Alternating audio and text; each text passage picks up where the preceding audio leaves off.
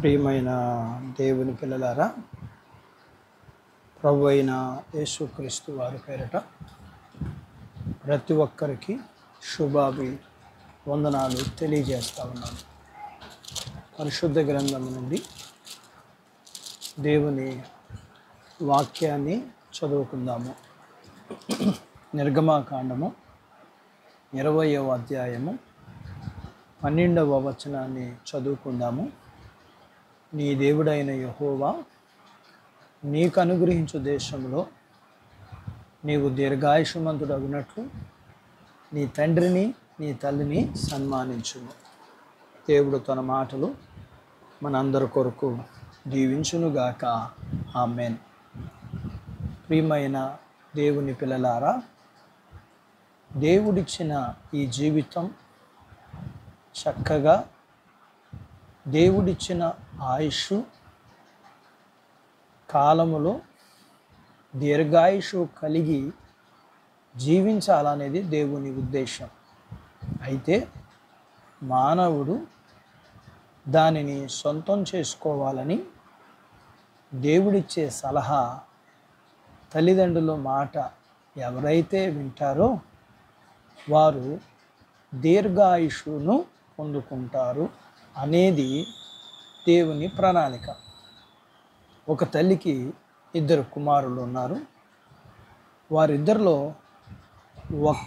అతను అనగా మొదటివాడు తల్లిదండ్రుల మాట విని చక్కగా చదువుకుని మంచి ఉద్యోగం కలిగి మంచి జీవితాన్ని జీవిస్తూ ఉన్నాడు. అయితే చిన్నవాడు మాత్రం తల్లి మాట వినక అలవాట్లకు బానిసై తన జీవితమును పాడు చేసుకుని దొంగగా మారి చివరికి తాను చనిపోయాడు. తల్లి మాట విన్నవాడు మంచి ఆరోగ్యం కలిగి దేవుడిచ్చిన ఆయుష్ను కలిగి జీవించాడు. అలాగే ఒక తండ్రికి 2 కుమారులు ఉన్నారు. మొదటివాడు పెద్దవాడు తండ్రి మాట విని గొర్రెలను కాస్తున్నాడు. తండ్రికి ఇష్టడుగా ఉంటూ ఇంట ఉండేవాడు. రెండవ కుమారుడు చిన్నవాడు తండ్రి మాట వినక చెడ్డవారితో స్నేహం చేసి తండ్రికి బాధ కలిగించేవాడిగా ఉంటూ తండ్రి దగ్గర నుంచి తనకు రావలసిన ఆస్తిని తీసుకుని స్నేహితులతో కలిసి దూరదేశం వెళ్ళి తన డబ్బునంతా చెడ్డ అలవాట్లకు ఖర్చు పెట్టి ధనమునంతా పాడు చేసుకున్నాడు. చివరికి అతని పరిస్థితి బ్రతికి ఉన్న చనిపోయిన స్థితికి వచ్చింది. తిండి లేక, నిద్ర లేక, స్నానం లేక, సుఖం లేక ఎంతో బాధాకరమైన జీవితాన్ని అనుభవించాడు. దేవుడు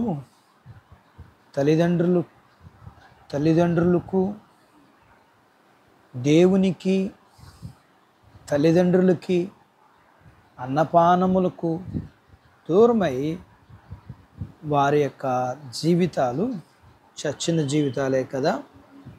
వాక్యం వింటున్న నీకిచ్చిన తల్లిదండ్రుల మాట విని వారి ద్వారా దేవుడు సిద్ధపరిచిన ఆశీర్వాదం, ఆయుష్ పొందుకునే బాధ్యత దేవుడు నీకు దయచేయునుగాక. ఆమేన్. దేవుడు తన మాటలు నీ కొరకు దీవించునుగాక. ఆమేన్.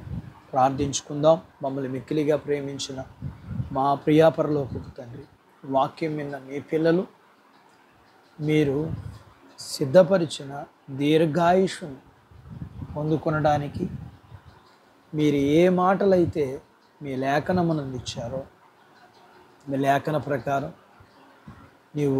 నీ దేవుడైన యెహోవా నీకు ఇచ్చిన దేశంలో నీవు దీర్ఘాయుష్మంతుడు అవునట్లు నీ తల్లిని తండ్రిని సన్మానించమని మీ లేఖనాన్ని బట్టి మీ లేఖన ప్రకారం పెద్దవారి మాట విని మంచి జీవితమును దీర్ఘాయుషును కలిగి మీ దయను మనుషుల దయను పొందుకున్నట్లుగా మీ పిల్లలకి విధేయత కలిగిన జీవితాన్ని ఇమ్మని, మీ పిల్లలని, కుటుంబీకుల్ని, చిన్నబిడ్డలను, యవనస్తులను, వృద్ధులను, స్త్రీ పురుషుల్ని మీ చేతులకి అప్పగించుకుంటూ వారి చదువులు, ఆరోగ్యాలు, ఉద్యోగాలు, పొలాలు, పశువుల్ని మీరు దీవించున్నారు.